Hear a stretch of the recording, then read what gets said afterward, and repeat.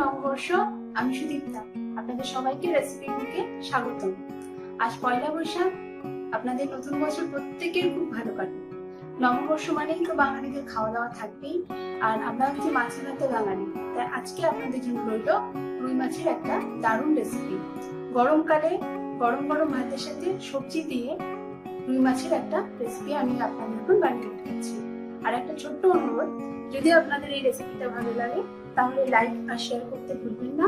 আর নতুন নতুন রেসিপির আপডেট পেতে অবশ্যই এটা থেকে সাবস্ক্রাইব করুন। চলুন এবার দেখে নেওয়া যাক আমরা এটা কিভাবে করছি। নিয়েছি 4 পিস, 300 গ্রাম মতো ওজন হবে। এগুলো ভালো করে ধুয়ে তারপরে লবণ আর হলুদ নিয়ে এগুলো ভালো করে মাখিয়ে 3-4 মিনিটের জন্য রেখে দিতে হবে।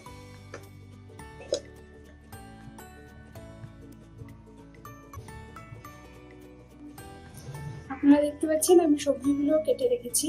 এখানে আছে একটা মাঝারি সাইজের আলু, সেটা 8-10 পিস লম্বা লম্বা করে কেটে নিয়েছি। আর 4টে পটল আছে, আর একটা সজনে ডাঁটা আছে। প্রথমে কড়াইটা গরম করে নিলাম। তারপরে কড়াইটা ভালো করে গরম হলে তাতে সর্ষের তেল দিয়ে দিলাম।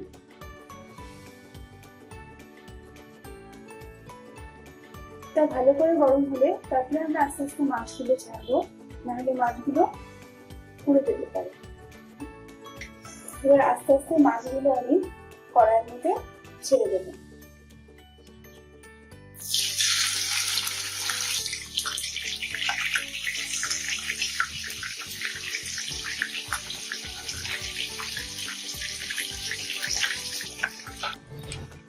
মাছ ভাজা হয়ে গেছে। এইভাবে আস্তে আস্তে আমি মাছগুলো তুলে রাখলাম। এবার আমরা দেখে নেব কি কি মশলা আমি ব্যবহার করব। লবণ, হলুদ, আদা বাটা, জিরে গুঁড়ো, ধনে গুঁড়ো, পাঁচফোড়ন আর কাঁচা লঙ্কা। এবার তেল গরম হলে তেলের মধ্যে আমরা অল্প পাঁচফোড়ন দিয়ে দেব।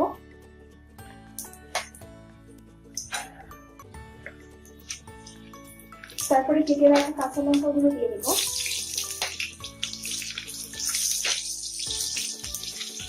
এবার আমাদের সবজিগুলো একসাথে সব কড়াইয়ের মধ্যে দিয়ে দেবো।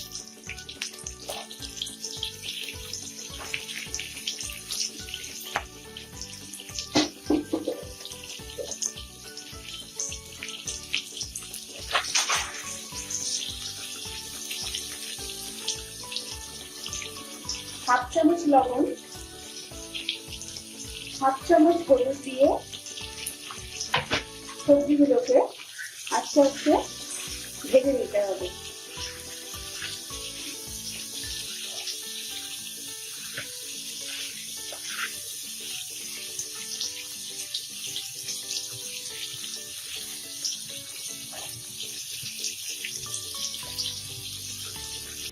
সবজিগুলো ভাজা হয়ে গেছে। এবার আমি একে একে এর মধ্যে 1 চামচ আদা বাটা,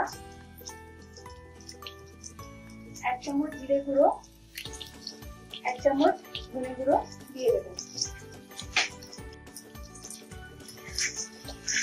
এবার আস্তে আস্তে এগুলোকে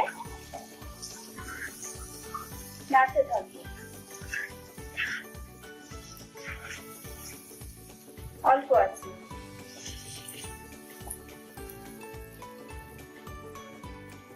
এতে অল্প জল মিশিয়ে দেবো।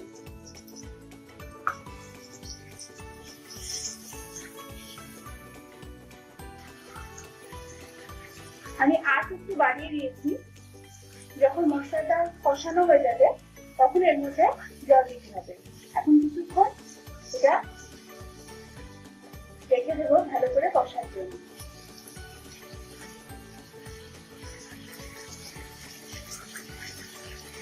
কষানোর সময় মাঝে মাঝে নাড়তে হবে যাতে মশলাটা নিচে লেগে না যায়।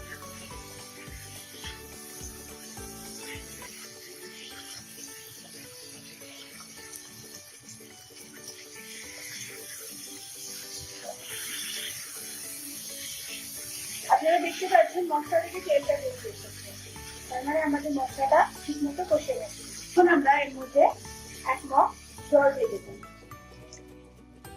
আর গ্যাসের ফ্লেমটা পুরোপুরি বাড়িয়ে দেবো।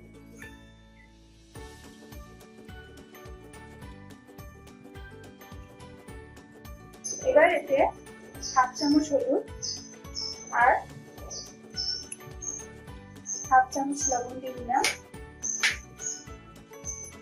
এবার এটা আমরা এতে দেব 5 থেকে 7 মিনিট এভাবে ফুটতে দেব। আমাদের ঝোল ফুটে গেছে।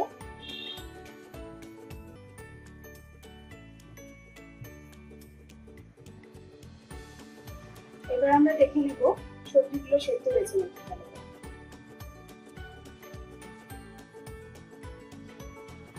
সবজি সেদ্ধ হয়ে গেছে।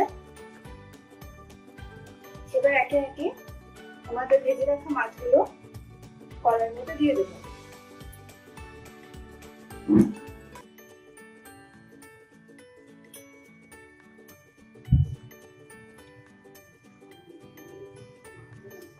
তারপরে আরো 5 মিনিট আমরা এটাকে ফুটতে দেব।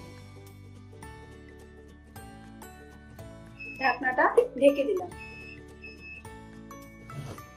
আমাদের মাছের ঝোল রেডি হয়ে গেছে। এবার আমরা ঢাকনাটা খুলে দিয়ে হালকা একটু জিরে গুঁড়ো এর মধ্যে দিয়ে দেব। দিয়ে আর 1 মিনিটের জন্য এটা ঢেকে রেখে ফ্লেমটা একটু বাড়িয়ে দেবো। তাহলে আমাদের মাছের ঝোল হয়ে গেছে। আমাদের মাছের ঝোল এখন এটা গরম গরম ভাতের সাথে খাওয়ার জন্য পুরোপুরি রেডি।